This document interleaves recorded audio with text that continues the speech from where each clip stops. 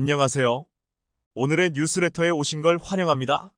제7광구가 뜨거운 감자로 부상하기 시작한 건 1970년 1월 1일입니다. 그로부터 2년 전 유엔의 아시아 극동 경제위원회 CAFE는 미국 우주오래양연구소 WHO 소속 에머리 K.O. 에머리 박사를 필두로 조사팀을 구성해 서해와 남해, 동해, 남부의 연안 대륙붕 전체에 대한 탐사를 실시했습니다. 6주에 걸쳐 동중국해를 샅샅이 훑어본 에머리는 충격적인 보고서를 작성해 한국 정부에 제출했습니다. 소위 에머리 보고서로 불리는 이 보고서에서 그는 대만과 일본 사이의 대륙붕은 세계에서 가장 큰 석유와 천연가스 저장고일 가능성 상당히 높다는 문장 하나로 동중국해는 순식간에 전 세계에서 최대 규모의 석유 및 천연가스가 매장됐을지도 모르는 가능성의 땅이 됐습니다. 이에 한국은 즉각 해저광물자원개발법을 제정했고 시행령으로 제주도 동쪽에서 일본 남쪽으로 16개의 좌표를 찍어 총 7개의 광구를 설정했습니다. 그간 공해 또는 일본 영해로 생각했던 것들이 제주도에서 남쪽으로 뻗어간 대륙붕 덕에 한국의 영토가 됐습니다. 그러나 이 기쁨은 그리 오래가지 못했습니다. 한국 정부가 일본과 한일 대륙붕 공동개발협정을 체결해 7광구가 공동개발구역 조인트 디벨로프먼트 존 JDG로 설정돼 한국도 일본도 독자적으로 개발할 수 없게 됐으니까요.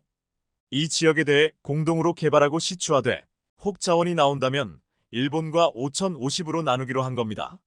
그러나 공동개발을 약속했던 일본은 돌연 7광구에 석유가 없다며 공동개발을 중단했습니다. 물론 속내는 따로 있었습니다. 그간 한국에 유리했던 국제해양법이 1982년부로 새로운 해양법이 채택되면서 일본에 유리해졌기 때문인데요. 2028년까지 50년간 유효한 이 조약은 종료 3년 전, 그러니까 내년 2025년까지 조약의 연장 여부를 결정해야 합니다. 물론 가능성에 불과하지만 일본은 분명 이를 혼자 독식할 계획을 세웠습니다. 이에 몇몇 한국인들은 한국 정부의 요청에도 민기적민기적하며 먹은 벙어리처럼 꿈쩍도 하지 않는 일본을 두고 전쟁을 해서라도 반드시 찾아와야 한다며 분노를 표했는데요. 그러던 작년 6월 13일 MBC PD수첩은 제7광구 신화와 진실이라는 방송을 내보냈습니다. 7광구는 신화였다며 정치적인 목적으로 매장량이 부풀려져 거짓 선동에 이용되고 있다고 고발했죠. 7광구에 석유가 없다는 근거로 내세운 것은 일본 측 탐사 자료였는데 이는 일본 정부의 논리와 다르지 않습니다. 이 시사 프로그램 덕분에 많은 시청자들이 그동안 속았다며 울분을 표출했지만 7광구는 정말로 신화에 불과했을까요? 그건 PD수첩도 저도 한국 정부도 일본 정부도 모르는 일입니다. 1986년 이후로 제대로 된 탐사를 해본 적이 없으니까요. 어쨌든 시추 기술이 발달한 현재의 기술로 탐사한다면 1969년 예상치보다 더 많을 수도 어쩌면 아예 없을지도 모르지만 일본은 우선 협정을 종료시키고 독자적으로 탐사를 시작할 겁니다. 제대로 된 탐사도 진행하지 않고 일본 측 자료만으로 경제성이 없는 신화라 평가절하 하는 것이 과연 맞는 일인지는 모르겠습니다만 한국이 최후의 수단을 검토하기로 했습니다. 7광구에 대한 최후의 수단, 과연 어떤 수단일까요? 안녕하세요, 디시멘터리입니다. 제 업무 메일과 업체 측에 백진3 공구 오픈 요청이 너무 많아 업무가 마비될 지경이라 100년 된 진짜 산삼백진3을 오늘 하루만 다시 오픈해드립니다. 화요일 택배가 마감되기 때문에 월요일 23시 59분까지만 공구 가격 온오프라인 최저가로 열어드리기로 업체와 협의했습니다. 필요하신 분들만 구매하시기를 간곡히 부탁드립니다. 이 제품은 산삼의 아버지라 불리는 안원식이라는 개인이 30년간 연구한 결과물로 100년 이상 된 진짜 천종산삼과 DNA 99% 일치하는 제품입니다. 1포의 진세노사이드 함량이 57mg로 식약처 제공 1일 최소 섭취 기준 대비 700% 높습니다. 정식 공구는 4월 중순 가정의 달 선물용으로 진행됩니다. 아래 댓글로 링크 남겨드립니다. 우선 7광구에 자원이 매장됐다는 것이 확정된 사실은 아닙니다. 1969년 유엔이 파견한 에머리 역시 높은 가능성이 있다어 하이 프로버빌러티 이그지스트 정도에 그쳤으니까요. 명확한 근거를 제시한 것이 아니고 가능성이 높다는 정도로 보고했죠. 제7광구의 천연가스 매장 여부와 관련해 가장 많이 인용되는 것은 2005년 미국 우드로 월슨 국제센터가 발표한 동북아의 해저 석유 시베드 퍼트롤리엄 인 노시스트 에이저라는 보고서입니다. 하지만 이 역시 확실한 근거는 제시하지 못했죠. 다만 중국의 석유 관리들은 지질학적 사실에 기초해 동중국해의 잠재적인 천연가스 매장량은 최소 175조에서 210조 세제곱피트로 추정하고 있다. 사우디아라비아는 21조 8영억 세제곱피트, 미국은 117조 4영억 세제곱피트라고 썼지만 이 또한 추정에 불과합니다. 바다의 시추공 하나를 뚫으려면 약 500억 원이 소요된다고 합니다. 하지만 몇 번이나 가능성이 제기됐다면 한국은 돈 아깝다 생각지 말고 무리해서라도 시추공을 꽂는 시도를 해야 합니다. 다만 아쉽게도 한국은 최근 10년간 2014년, 2015년, 2021년까지 단 3회의 시추만 실시했습니다. 2021년 5월에 동해 방어구조에서 이뤄진 마지막 시추는 이산고압대 발견으로 무기한 중단된 상황이니 한국의 마지막 시추는 8년 전인 겁니다. 그런데 지금 한국 정부가 협정이 종료되기 전 최후의 수단을 검토 중인 것으로 알려졌습니다. 약 2달 전 한국석유공사는 22년 만에 JDG-1 공동개발구역에서 해저유전 개발을 위한 물리탐사를 재추진하기로 결정했습니다. 올해 JDG에서 해저 1500km 규모의 3차원 물리탐사를 공동 추진하고 협정이 사실상 종료되는 내년에는 탐사를 통해 확보한 자료를 분석해 실제 석유 매장 가능성이 있는 곳에 대한 시추 작업에 나설 계획을 밝혔는데요. 이런 계획을 바탕으로 연도별 JDG 공동 탐사 추진 일정을 기재부 등에 제출했습니다. 물론 일본 측 조강권자와 함께 탐사해야 하는 것이기 때문에 아직까지 조강권자가 확정되었거나 양국 간 합의가 된 사항도 아닙니다. 아직까지는 한국의 일방적인 바람입니다. 여기서 물리탐사란 해상탐사선이 탄성파를 발사해 지하 지층의 경계면에서 되돌아오는 반사파를 기록해 석유 부존 여부를 확인하는 작업으로 만약 우리 계획대로 물리탐사가 올 2023년 이뤄진다면 1978년 협정 발효 이후 실시된 2002년 양국 공동탐사에 이은 두 번째 탐사가 됩니다. 사실 이 문제는 워낙에 예민한 사항이라 쉽게 추진하거나 계획도 밝히지 못했었습니다. 하지만 이번 정부 들어 일본과의 관계가 급속도로 밀착하면서 작년에만 무려 7번이나 두 정상이 만났죠. 이에 한일 정상회담을 통해 이 문제가 주요 의제로 다뤄질 것이라는 기대가 높은 것도 사실입니다. 이번 정부 임기 내에 협정이 종료될 것인지 연장될 것인지가 결정되니까요.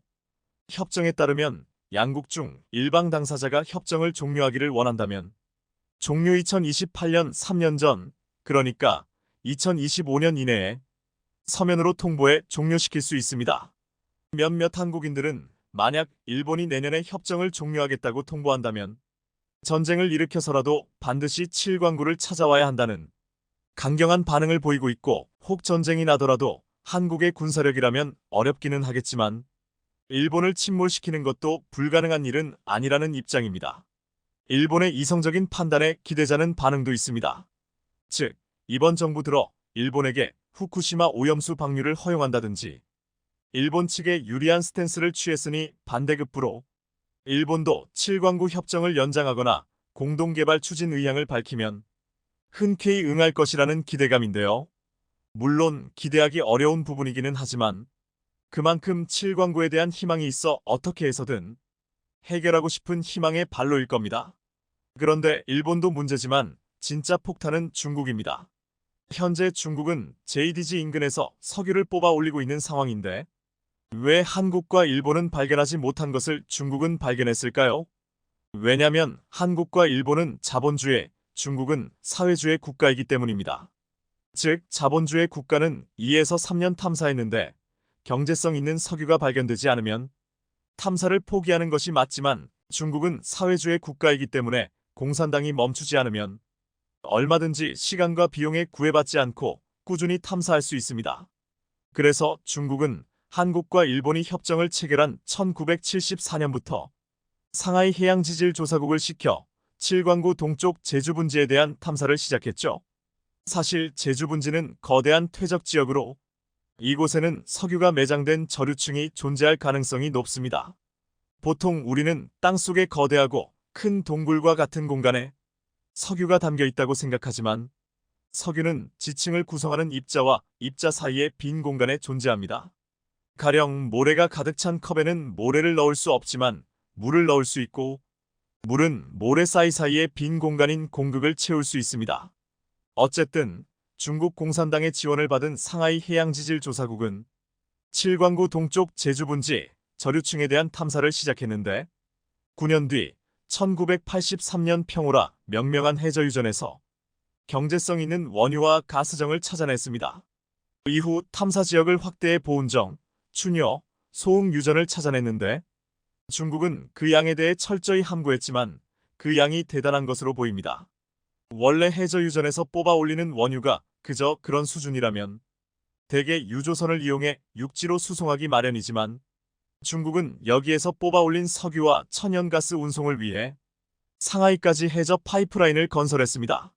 이때 중국과 대만 사이에 워낙 위기감이 높아 중국이 동해함대 함정들을 이 부근에 대규모로 배치했는데 나중에 알고 보니 대만을 견제하기 위해 동해함정을 동원한 것이 아니라 해저 파이프라인을 건설했던 겁니다. 그런데 중국은 여기서 만족하지 않고 무리수를 두게 됩니다. 2005년부터 칠광구에서 10km 떨어진 지점에 롱징 유전을 개발하겠다며 시추에 나섰는데 이게 일본과 분쟁의 씨앗이 됩니다. 센카쿠열 도중국명 다오위다오 분쟁이 시작된 겁니다. 원래 센카쿠열도는 대만 앞에 위치한 무인도와 암초인데 아무런 쓸모도 없는 이 열도를 두고 일본과 중국이 다투는 것은 칠광구 인근 자원 때문입니다. 중국이 만약 이 부근에서 석유를 뽑아내면 일본의 입장에서는 20년 뒤 전부 꿀꺽할 수 있는 석유가 전부 중국에게 넘어가기 때문이죠. 잠시 말씀드렸듯 저류층의 석유는 서로 연결되어 있기 때문에 통증에서 중국이 뽑아내기 시작하면 칠광구 내에 매장됐을지도 모르는 석유의 상당량이 빨대 효과로 같이 빨려 올라갈 수 있습니다. 이미 중국이 칠광구 주변에 4개 유전에서 빨대 효과로 칠광구 석유를 뽑아 올리고 있을지도 모르는 상황인데 조금 더 가까이에 빨대를 꼽겠다니 일본의 입장에서는 환장할 노릇이었죠. 그래서 일본은 고노다로 외무상을 중국에 보내 항의함과 동시에 한국 정부에 중국이 칠광구에 걸쳐 있는 저류층에서 석유를 빼가는지도 모르니 공동으로 대처하자고 제안했었습니다. 하지만 당시 한국은 남북 정상회담 등으로 정신없이 바빠 괜한 비판을 받기 싫다며 조용히 거절한 것으로 알려졌습니다. 사실 이 저류층 석유의 빨대 효과 문제는 1991년 발발한 걸프전의 원인이기도 합니다.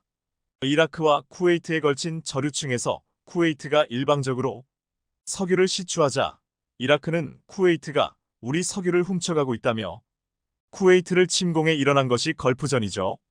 사실 이 칠광구를 두고 우리가 취할 수 있는 전략이 사실상 많지 않습니다. 중국이 내세우는 논리에는 중국에 밀리고 일본이 내세우는 논리에는 일본에 밀리고 있으니까요. 그래서 이번 정부에서 어떻게 해서든 일본과 담판을 지어야 합니다. 9영조 원에 달하는 거대한 자원을 빼앗길 수는 없으니까요. 이를 위해 어떤 해결책이 있을까요?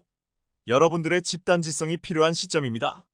지난 14일 새벽 이란이 이스라엘에 드론과 미사일을 동원한 보복 공격을 감행하며 확전 우려가 커지자 원유 등 에너지 수급 문제가 전 세계적으로 큰 이슈가 되고 있습니다. 한국도 현 상황에 대비하기 위해 긴급 안보회의가 진행되기도 했는데요. 2022년 2월 발발한 러시아 우크라이나 전쟁이 국제 에너지 가격 급등과 세계 경제 둔화, 무역 수지 적자와 수출 감소를 가져온 것과 같은 충격이 이번에도 우리 경제를 다시 강타할지 모른다는 우려가 커졌기 때문입니다. 그런데 이렇게 국제 정세에 따라 에너지 가격이 들쑥날쑥한 상황을 대비하기 위해 한국도 산유국이 될 노력을 하고 있는데요. 바로 동해에 숨겨진 석유를 찾기 위한 대규모 프로젝트인 광개토 프로젝트가 본격적으로 시작되었습니다. 지난해 10월 발발한 이스라엘 하마스 전쟁 이후 불안감을 키워온 중동에서 이란과 이스라엘이 직접 대결에 나서면서 세계 경제에 빨간불이 켜졌습니다. 각국이 조만간 금리 인하에 나서며 길고 긴 고물가, 고금리 국면에서 벗어날 것이란 기대가 최근 들어 커졌지만 세계 7위 산유국 이란이 전쟁 당사자로 등장하자 인플레이션은 불가피한 일이 됐고 금리 인하는 멀어졌습니다. 후티 반군이 장악한 홍해를 피해 남아프리카 희망봉으로 돌아가던 국제 물류는 호르무즈 해협까지 봉쇄 위기를 맞으며 엎친 데 덮친 격입니다. 이와 같이 중동의 긴장에 대한 우려로 석유와 금의 가격이 상승하고 투자자들이 돈을 더 안전한 곳을 찾으면서 국채 수익률은 하락하고 있습니다. 올해 유가 급등이 인플레이션 압력을 가중시킬 수 있어 우려를 더욱 키운 가운데 중동 지역의 긴장이 고조되면서 이날 원유 가격은 또다시 급등했는데요. 특히 중동 지역에서 원유의 70%, 액화천 연가스 LNG의 30%를 수입하는 우리로선 발등에 불이 떨어졌습니다. 유가가 배럴당 100달러를 뚫을 것이란 전망에 무역 수지 적자 전환 우려는 커졌고 급등한 에너지 가격이 전기가스 요금 등을 자극하며 물가를 끌어올릴 것이란 예상도 나옵니다. 올 들어 살아나기 시작한 반도체 등 IT 수출이 꺾일 것이란 전망도 많아집니다. 그런데 이란이 이스라엘 본토를 공격한 데 이어 이스라엘이 재보복에 나설 경우 보복의 악순환이 반복되면서 사태는 걷잡을 수 없게 흘러갈 것이란 전망까지 나오고 있습니다. 1973년 이집트가 이스라엘을 기습 침공하며 일어난 제4차 중동전쟁에 이어 51년 만에 제5차 중동전쟁이 일어날 가능성까지 제기되는 상황인데요. 실제로 최근 이스라엘은 이란에게 고통스러운 재보복을 천명한다고 밝히며 상황이 심각해지고 있습니다. 지난 15일 DPA 통신에 따르면 베냐민 네타냐후 이스라엘 총리는 이란의 드론 및 미사일 공격에 대해 보복 의지를 거듭 강조했습니다. 이 방송은 이스라엘 고위 당국자를 인용해 이스라엘이 이란의 보복 공격에 나서기 전에 미국이 이란의 재반격에 대응할 수 있도록 사전에 고지할 것을 약속했다고도 보도했습니다. 이 매체는 전시 내각이 이 가운데에도 미국 등 우방이 반대하지 않는 방식을 선택하려 하나 이란의 공격을 묵인하지 않는다는 강력한 메시지를 전하기 위해 분명하고 강력한 대응을 하기로 했다고 덧붙였는데요. 앞서 이란은 이달 1일 있었던 자국 영사관 폭격에 대한 보복을 명분으로 지난 주말 이스라엘에 300여 개의 드론 및 미사일 공격을 감행했습니다. 이스라엘이 다시 보복을 예고하며 확전 우려가 커지는 가운데 주요국은 일제히 양측 모두 자제하라고 촉구하고 있는 상황입니다. 실제로 며칠 뒤 19일 이스라엘은 이란 본토에 보복성 공격을 감행했습니다. BBC가 민간 위성업체 움브라 스페이스가 19일 오전 촬영한 이스파한 군기지 비행장의 SAR 위성 이미지를 지난 15일 촬영 사진과 비교한 결과 이곳에 설치된 S-300 방공 시스템의 레이더로 추정되는 장치가 훼손된 잔해가 확인됐습니다. 이스라엘이 공격을 감행한 이스파한에는 군사기지 외에 이란의 우라늄 농축 중심지인 나탄즈, 핵시설 등 핵시설도 다수 들어선 것으로 알려졌습니다. 이란 핵시설에는 피해가 없다고 알려졌지만 마음만 먹으면 언제든지 이란의 심장부를 공격할 수 있다는 분명한 메시지를 전달한 것입니다. 이와 같이 중동 리스크로 인해 국제 유가가 배럴당 100달러 돌파는 초읽기에 들어갔다는 관측이 나옵니다. 지난 12일 국제 유가 기준이 되는 브렌트유는 배럴당 90.45달러를 기록했습니다. 브렌트유가 100달러를 마지막으로 기록한 때는 2022년 8월이었습니다. 특히 이란이 이스라엘 본토 공격에 앞서 호르무즈 해협에서 이스라엘과 관련된 화물선을 납포하면서 긴장은 고조됐습니다. 호르무즈 해협은 중동 산유국들의 수출 통로로 세계 LNG 생산량의 3분의 1, 석유의 6분의 1이 이곳을 거칩니다. 전문가들은 만약 무력 충돌이 호르무즈 해협 봉쇄로 이어지면 유가가 배럴당 최대 130달러대로까지 치솟을 수 있다고 전했습니다. 김태환 에너지경제연구원 실장은 호르무즈 해협 봉쇄는 이란이 전 세계를 상대로 전쟁을 하겠다는 뜻이나 마찬가지라 가능성이 크지는 않다면서도 하지만 최근 러시아 우크라이나 전쟁, 이스라엘 하마스 전쟁 발발 등을 감안하면 가능성이 없다고 단정 짓기도 어렵다고 말했습니다. 국내 원유와 석유 제품 비축량은 공공과 민간을 합쳐 8개월치 정도입니다. 지난해 우리나라의 대이란 수출은 약 2,540억 원, 대이스라엘 수출은 2조 7천억 원입니다. 양국과 직접적인 무역 규모는 미미하지만 확전으로 세계 경제가 움츠러들면 수출 비중이 절대적인 우리로서는 직격탄 우려가 커집니다. 특히 우리 수입의 4분의 1가량을 차지하는 석유가스 석탄 등 에너지 수입액이 급증하며 무역 수지가 악영향을 받을 가능성도 큽니다. 에너지 수입 단가가 높아지면서 최근 다소 진정 추세를 보이던 전기가스 요금을 자극하고 경제 전반에 부담이 될 수 있는데요. 이와 같이 국제 정세 변화로 에너지 가격이 급변하는 현상이 반복되면서 우리도 이러한 상황을 해결하기 위해 특단의 조치가 필요한 상황인데요. 이러한 중동의 석유 리스크를 가장 줄일 수 있는 방법은 한국이 산유국이 되는 것입니다.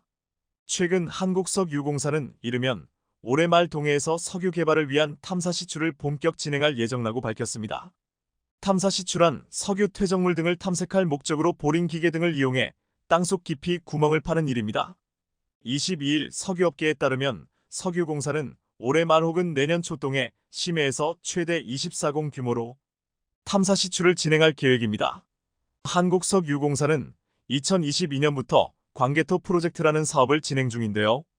이 사업은 제2의 동해가스전을 찾는 국내 대륙붕 중장기 종합탐사 계획입니다. 석유공사는 지난 2년간 서남 동해를 물리 탐사한 끝에 동해 심해를 석유 개발에 성공할 만한 지역으로 지목하고 탐사 시추 단계로 본격 착수한다는 계획입니다. 대륙붕의 사전적 의미는 해안선으로부터 시작해 수심 약 200m 이내에 존재하는 완만한 경사의 해저 지형으로 한정되지만 이 프로젝트에서는 동해 심해 지역을 포함해 영해 전반을 지칭하는 의미로 사용됐습니다. 서남 동해 전 해역을 대상으로 동해가스전 4배 규모의 새 가스전을 개발하는 내용으로 자원 탐사를 통한 에너지 안보 강화뿐 아니라 해양 주권을 확보하고 탄소 중립 목표를 달성하는 목적이 담겼습니다. 앞서 석유공사는 20년가량 동안 탐사 끝에 1998년 울산 남동쪽 58km 해상에서 가스전을 발견하고 2004년부터 동해 12가스전을 개발해 2조 6천억 원어치의 천연가스와 원유초 경지류 생산해냈습니다. 이를 통해 한국은 세계에서 95번째 산유국이 됐습니다. 그러나 해당 가스전들은 2021년 말 생산이 종료됐고 이번 탐사 시추를 통해 한국이 산유국 지위를 회복할 길이 열린 것입니다. 산유국이 되면 국제입찰 자원 외교가 용이해지는 등 이점이 많은데요. 석유공사는 동해에서 석유 개발뿐만 아니라 이산화탄소 저장소를 확보하기 위한 탐사도 병행하고 있습니다. 국가 차원의 탄소 중립 목표에 기여하기 위해서입니다. 석유공사는 이산화탄소 저장소를 확보해 2030년 연간 400만 티, 2050년 3천만 티를 주입하겠다는 계획도 세워놓고 있습니다. 석유공사는 광개토 프로젝트에 따라 2031년까지 물리 탐사 1만 7천 킬로미터와 탐사 시추 24공을 실시한다는 계획입니다. 이번 광개토 프로젝트의 탐사 시추 비용은 1공당 600억 원가량이 들 것으로 예측되고 있습니다. 최대 24공을 모두 합하면 탐사 시추 비용만 약 1조 4천억 원인 엄청난 수준인데요. 만일 탐사 시추에 성공하면 경제성 분석을 위한 평가 시추를 거쳐 본격적인 생산 시추에 나서게 됩니다. 이 과정을 다 거치려면 10년가량의 긴 시간이 걸릴 전망입니다. 석유공사는 이번 기회를 통해 유전을 개발해 약 11조 원 규모의 석유를 얻을 수 있기를 기대하고 있습니다. 이는 울산의 전체 가구에 94년간 가스를 공급할 수 있는 양으로 알려져 있습니다. 개발이 성공하면 에너지 안보가 강화될 것으로 석유공사는 기대합니다. 나아가 앞으로 이런 노력이 이어지면 9년 전 초대형 유전을 발견해 국운을 바꾼 중남미 국가 가이아나의 길을 한국도 따를 수 있다는 게 석유공사의 전망입니다. 가이아나는 1916년 석유 탐사를 시작한 이후 약 한 세기 만인 2015년 심해 2000m에서 초대형 유전을 잇따라 발견해 온 국민이 축제 분위기입니다. 석유공사는 에너지 수급 위기 시 국내 도입이 용이한 전략 지역을 중심으로 해외 탐사와 개발 생산에 나서고 있습니다. 2000년 베트남에서 대규모 원유를 발견한 후 유럽, 중동, 북미 등에서 매장량 확충을 위해 전력을 다한 결과 15개국에서 22개의 해외 사업이 진행되고 있습니다. 또 호르무즈 해협을 우회에 도입할 수 있는 아랍에미리트 UAE에서는 국영 석유 기업과 함께 2억 2천만 배럴의 원유를 발견하기도 했습니다. 이렇듯 동해가스전으로 한국을 산유국 반열에 올려놓은 바 있는 석유공사는 이번 광개토 프로젝트를 통해 다시 한번 한국을 산유국으로 만들겠다는 포부를 밝혔습니다. 최근 김동섭 한국석유공사 사장은 창립 45주년 기념식에서 한국인의 산유국 염원이 다시 실현될 수 있도록 이번 프로젝트를 성공적으로 추진해 나갈 것이라고 밝혔습니다. 국내 대륙붕에는 총 10개의 광구가 있으며 지역별로 보면 동해 2개, 서해 3개, 남해 4개, 한일 공동개발구역 JDG 등이 있습니다. 이번 광개토 프로젝트와 더불어 7광구 개발도 빠르게 진행되길 기대해보겠습니다. 러시아 우크라이나 전쟁에서 위기를 느끼고 한국으로부터 수조 원어치 무기를 구매해 완전 무장한 폴란드, 그 덕분에 전 세계에서 한국 무기의 위상이 상당히 높아졌습니다. 아무래도 러시아가 우크라이나를 점령한다면 다음 먹잇감이 될지도 모른다는 두려움과 급박함에 선택했다 보니 한국산 무기가 그만큼 신뢰도가 있구나라는 인식이 생겼을 겁니다. 그런데 폴란드가 한국에 맡긴 것은 비단 안보에 그치지 않습니다. 폴란드 역사상 가장 거대한 석유화학 플랜트까지 한국 기업에게 전부 맡겼는데요. 오늘은 폴란드로 이동해 보겠습니다. 1965년 태국 파타니 나라티왓 고속도로 프로젝트를 수주하면서 해외 건설 역사의 시작을 알린 현대건설. 이후 한국 기업들은 전 세계 곳곳에 한국의 론적을 남겨놨습니다. 한때 세계 최고층 건물이었던 두바이의 부르즈 칼리파는 삼성물산이 세웠고 싱가포르 랜드마크 마리나 베이센즈 호텔은 쌍용건설이 세웠습니다. 그리고 전 세계에서 가장 긴 현수교 차나칼레 대교는 DLENC와 SK에코플랜트가 튀르키예에 세웠죠. 이렇게 전 세계 곳곳에 진한 한국의 흔적을 남긴 건설사들이 쌓은 누적 수주액은 1조 달러, 약 1,300조 원을 넘어섰습니다. 단순히 호기심으로 도전한 사업이 아니라 한국의 먹거리 사업으로 해외 시장을 선택한 겁니다. 그리고 폴란드에는 한국 기업이 유럽연합에서 따낸 첫 대형 석유화학 플랜트가 곧 준공을 마치고 가동 준비에 들어갔습니다. 폴란드 수도 바르샤바에서 북서쪽으로 약 460km 떨어진 폴리체펄리스 지역에는 폴리머리 폴리체, 달수소화 공정 폴리프로필렌 PDHPP 플랜트 프로젝트 이하 폴리머리 프로젝트가 준공을 앞두고 있습니다. 이 프로젝트는 현대 엔지니어링이 수행 중인데 상당히 상징적인 프로젝트가 아닐 수 없습니다. 왜냐면 그간 우리나라 건설사들은 유럽에서 교량, 터널 등의 토목 분야나 자동차, 타이어, 공장 또는 업무용 건물을 지어왔을 뿐 석유화학 플랜트는 지어본 적이 없습니다. 왜냐면 안 그래도 유럽에는 플랜트 선진 기업들이 즐비하기 때문에 이 치열한 유럽 한복판에서 한국 기업이 수주한다는 것은 사실상 어려울 것으로 보였었는데 폴란드 최대 민간 석유화학 기업인 그루파 아조티GRUPA AGOTY는 현대 엔지니어링에게 폴리머리 프로젝트를 단독으로 발주했습니다. 폴리머리 프로젝트는 폴란드의 석유화학 플랜트를 건설하는 사업으로 축구장 55개를 합친 12만 평 규모의 땅에 연간 40만 톤의 폴리프로필렌 생산시설과 부대시설을 건설합니다. 이는 폴란드 역대 최대 규모의 석유화학 플랜트로 현대 엔지니어링이 단독으로 수주했는데 사업비가 무려 1조 400억 원에 이르는 초대형 프로젝트입니다.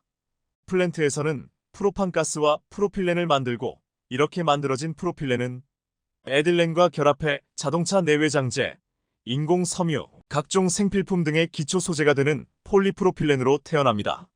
폴란드 내수뿐 아니라 수출도 계획하고 있어 폴란드의 입장에서는 미래 먹거리인 셈. 아직 완전히 가동되는 것은 아니지만 지난 6월 22일 현장에서 폴리프로필렌 초도 생산 기념행사를 진행해 마테우시 모라비에츠키 MATEUSG, MORAWIECKI 폴란드 총리 등이 참석해 행사를 빛냈죠. 사실 폴리머리 프로젝트는 우리나라 입장에서는 상당히 상징적인 사업이기도 합니다. 지난 2018년 한국에서는 한국해외인프라도시개발공사 KIND가 출범했는데 공사가 선정한 제1호 투자 사업이 바로 폴리머리 프로젝트입니다. 현대 엔지니어링의 설계 시공 능력과 시너지를 일으켜 최종 수주에 성공했죠. 사실 폴란드가 한국 기업에게 역대 가장 큰 석유화학 플랜트를 맡겼다는 것은 꽤 큰 의미가 있습니다.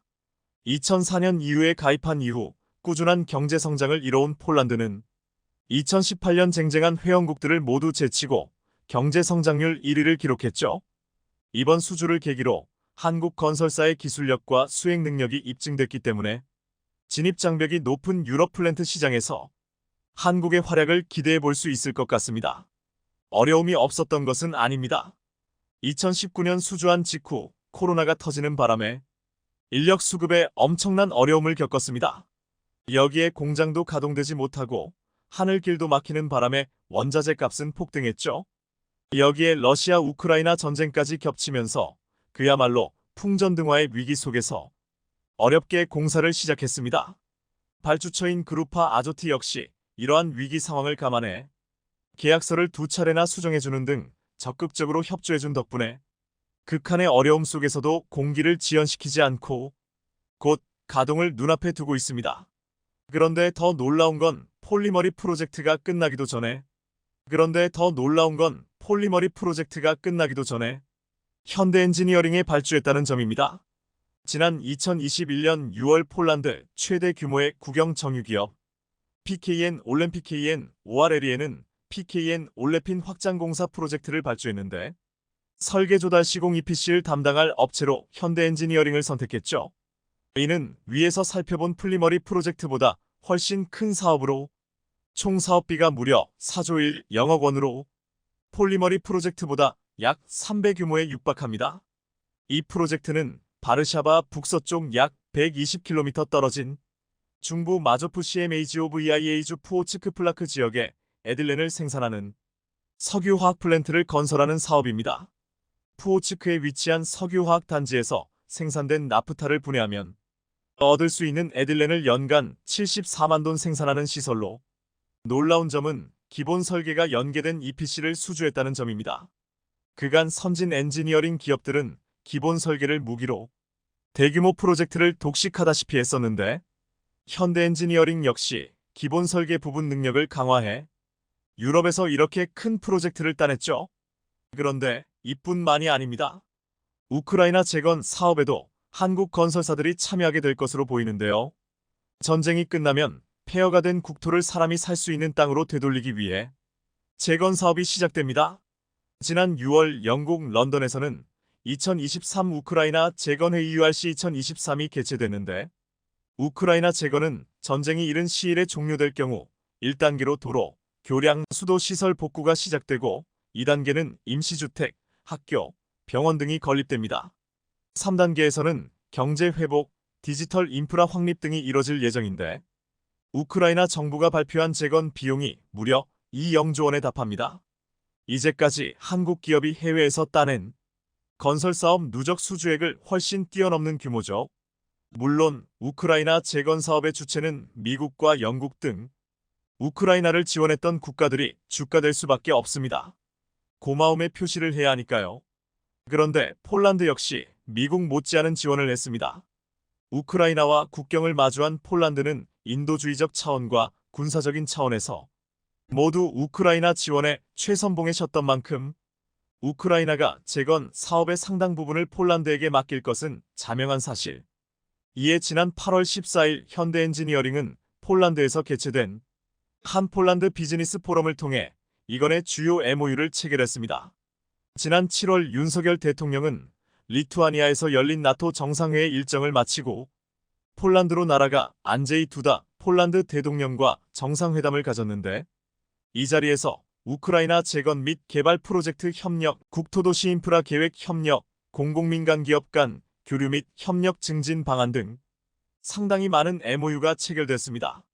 이 중 눈에 띄는 것이 우크라이나 재건 사업입니다. 전쟁으로 파괴된 철도, 도로, 군사시설에 대한 재건과 폴란드 후방 보급기지 및 군 공항 등이 재건 사업 대상으로 선정됐죠.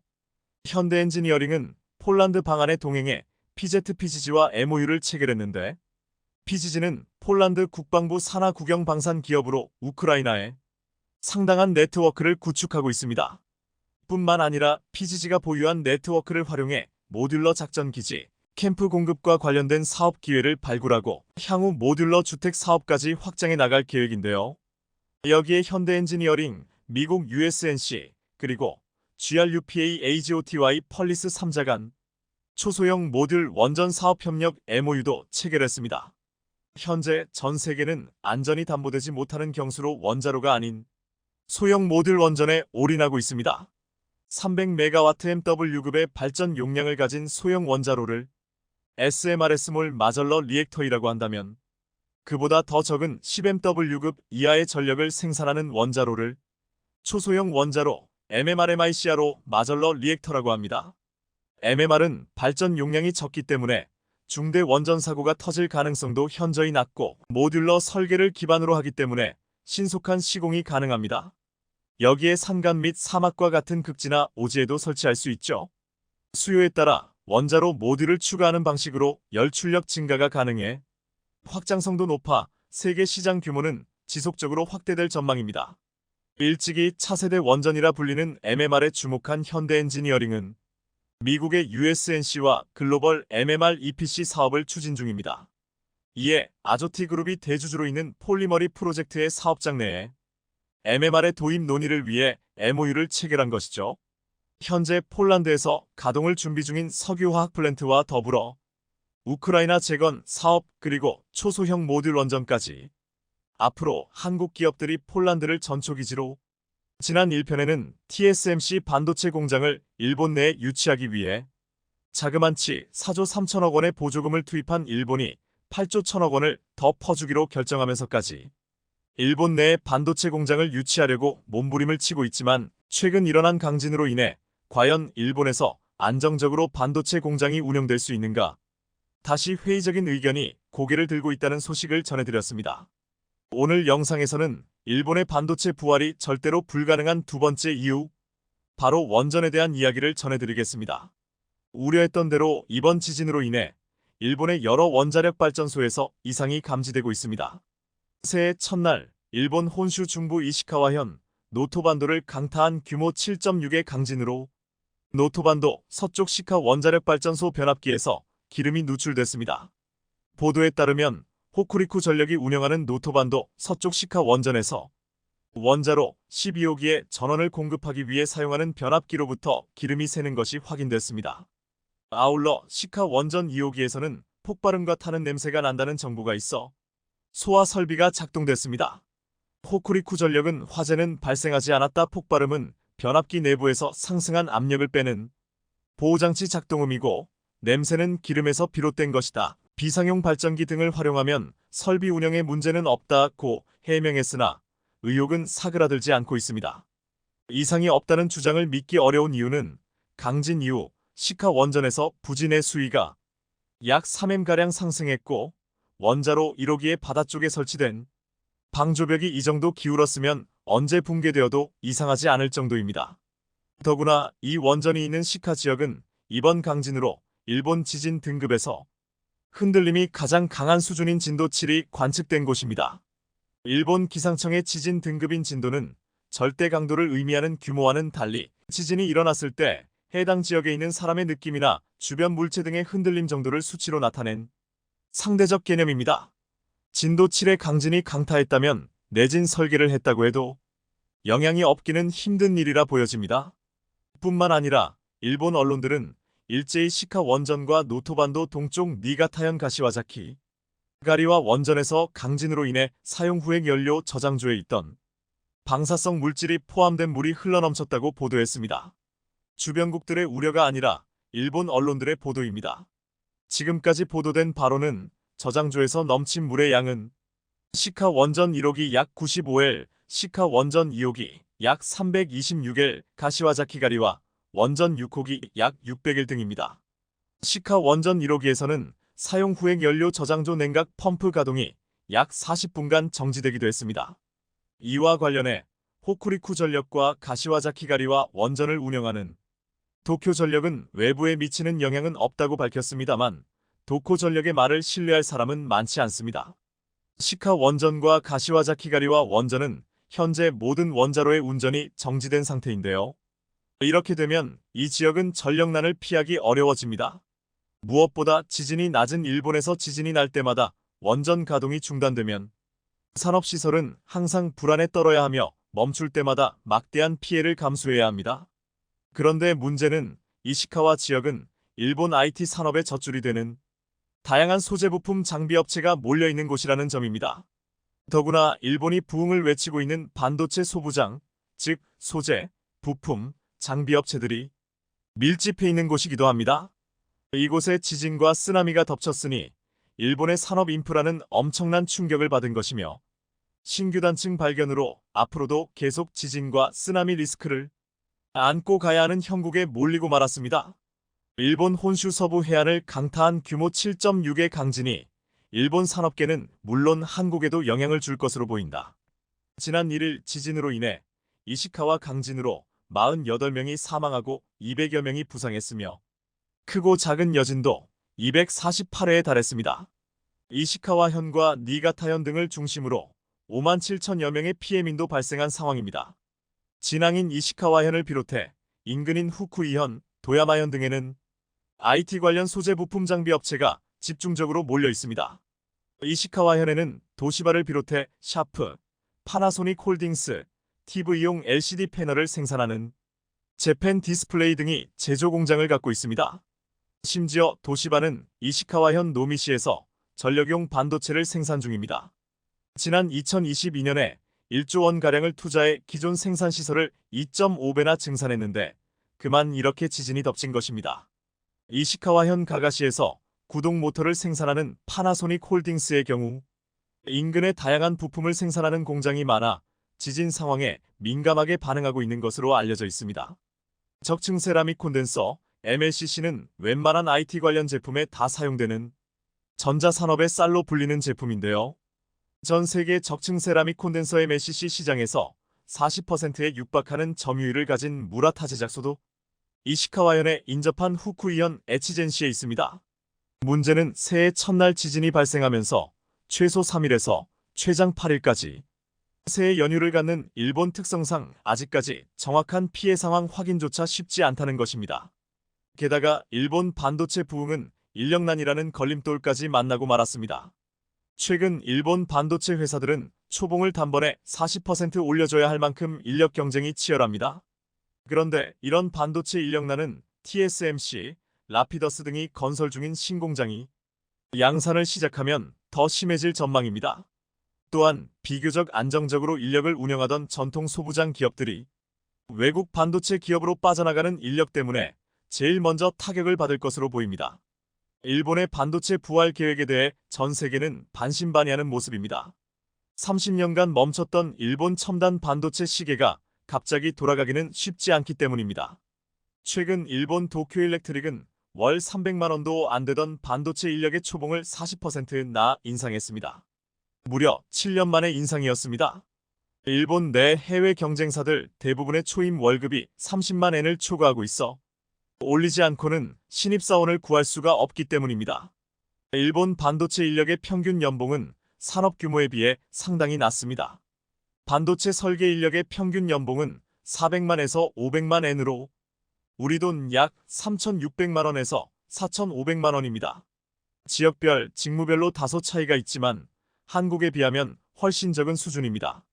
지난 30년간 대형 반도체 기업이 사라지고 소부장 즉 소재 부품 장비 기업을 중심으로만 반도체 산업이 발달하면서 임금 수준이 개선되기 어려웠기 때문입니다.